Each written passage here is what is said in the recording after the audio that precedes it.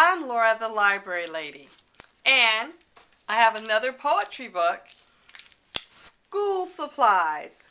And this is a poetry book, and the poems are selected by Lee Bennett Hopkins. So it's in the middle of the summer right now. It's July. It's raining off and on. And this is a great time to get supplies. This is summer 2013.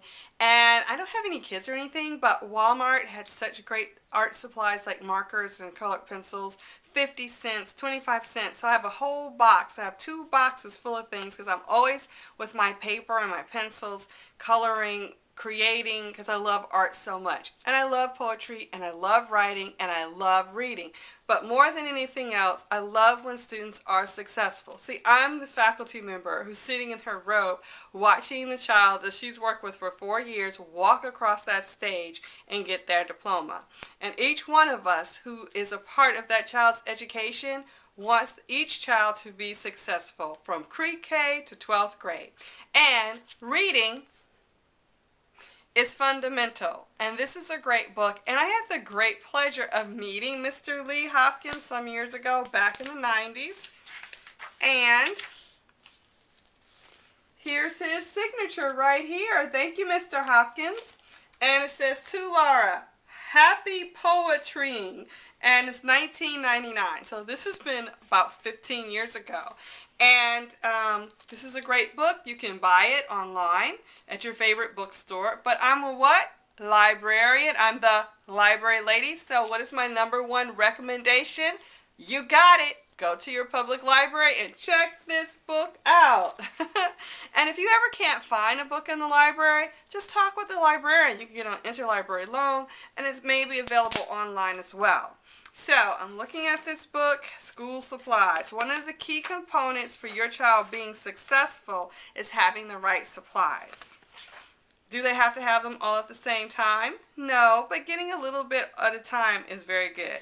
Oh my goodness, the very first book, School Bus. And where I work, a lot of the kids are bused in. And I rode a school bus to middle school. In high school, I had to write DOT, Detroit Department of Transportation or something. I rode the public buses in Detroit, but for high school. But middle school, I took the yellow bus.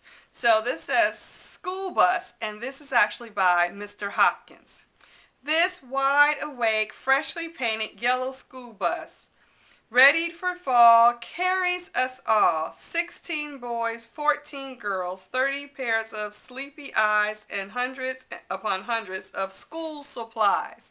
So this is a school bus. Thousands and thousands of millions of children ride a school bus every day. My advice to you, if your child rides a school bus, that you go with your child to the school bus stop and meet that driver at least once. Know the route. Each school bus has a route. And check with your child if you're not home when your child gets home. You guys have a system that they call you or you call them to make sure your child gets home safely.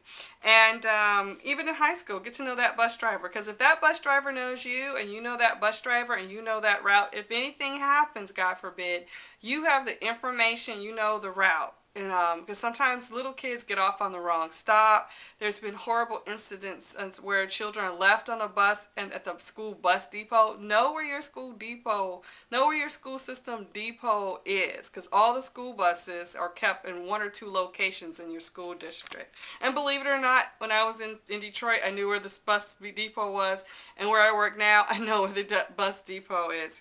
And I've done bus duty as a teacher. That's a wonderful duty. So much fun. Okay, I love pencils. And this is by Carl Sandburg. Great. And the illustrations in this book are by Renee Flower. So I always carry a pen in my purse. I'm always writing down something. As a writer, I do that.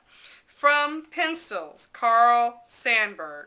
Pencils telling where the wind comes from. Open a story. Wow. Great poem, very short, to the point. You want to make sure your kids can express themselves in writing, and make sure they have pencils when they come to school. I have kids who have their iPads and iPhones, but Miss Brown, can you let me use a pencil? I hear that every single day, and it gets a little bit crazy because a lot of times it's the same children asking me day in and day out for a pencil. School systems are going to go broke buying pencils. So please make sure, you talk with your kids about what do you need for school? Do you have your work done? And look at your children's work. And in our school system, everything's online. Our curriculum's online, our assignments online, our emails online. You want to make sure a teacher's doing a great job?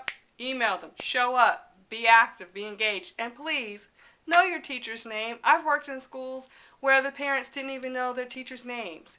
And I had, when I worked in Alabama, this is true, and our principal told us this story. One of the parents called up to the school cursing out the principal. My child didn't get picked up by the bus. Where's the bus? Come to find out, school had ended and the parent didn't even know the school was out for the summer. So please be actively engaged and keep us teachers on point. You can come and help me any day of the week. Okay, new notebook by Judith Thurman. Lines in a new notebook run even and fine, like telephone wires across a shadowy landscape. With wet black strokes, the alphabet settles between them, comfortable as a flock of crows. So I love notebooks too, but I love journals even better. Do you know I've been keeping a journal since I was 10 years old? Now I would like to do a shout out to Miss Carol, my 5th grade teacher at Ludington Middle School in Detroit, Michigan. I don't know where Miss Carol is, but every day she would have us write in a journal. And she would tell us straight up she was gonna read it. But at 10, back when I was 10, what was I going to write that was so personal? But I wrote in that journal every day, and every day she read it, and she would mark in it. Not to correct me, but just to have anecdotes and suggestions. She said, in your journal, that's your free space. No one's going to judge you. So I hate the fact that people can call your journal into evidence in a court of law, because that's where some people like me who like to write, you put that down, you get that out, you write it down, and then that feeling, that aggravation is over. So maybe I'm going to be like Oprah and burn all my journals. Okay, one more from this wonderful book. Oh, they have paper clips and compasses. And a compass. This is a great poem because it incorporates math. And that's what I love about books. It incorporates so many different subjects. And when I was a little girl, they used to have, compasses used to have a point. That can be now considered a weapon in a school, just like a sharpened pencils. So compasses no longer come with a point. And that's one thing we have to be concerned about in our schools, our weapons. And in my school, we have 5 security guards and we have a police officer, and that's very common. That's commonplace. At least we don't have a what do they call that? In many schools they have a security walk, a metal detector. We don't have that. So my school's pretty cool though. It's just standard procedure to keep everyone safe. Compass by Georgia Hurd. It stands on bright silver leg. Let me start over. Compass by Georgia Hurd. It stands on bright silver leg, toe sharp and pointed. The other leg draws a perfect circle, like a skater carefully tracing half a figure 8 on paper ice. Its silver skirt above measures out inches, 2, 3, 4, widening spears of mathematical perfection. And you can talk about circles, circumferences, radius, so that incorporates math. When they talk about a skater, as a skater brings their foot in and they twirl, that's bringing in physics. So see how we go from poetry, from literature, into science, and into math. And it's very important because a lot of kids say, I don't like math. Well, everything they're walking around, all this electronic stuff, it's all based on math. So how can you hate something that you spend so much time using and paying for? So it's very important that kids get exposed to different topics and learn about what they are. And you're a big part of that as their parents. So check out this book. It's a great book. Lots of fun poetry. This is a fun book to kind of talk about during the summer, so kids are prepared.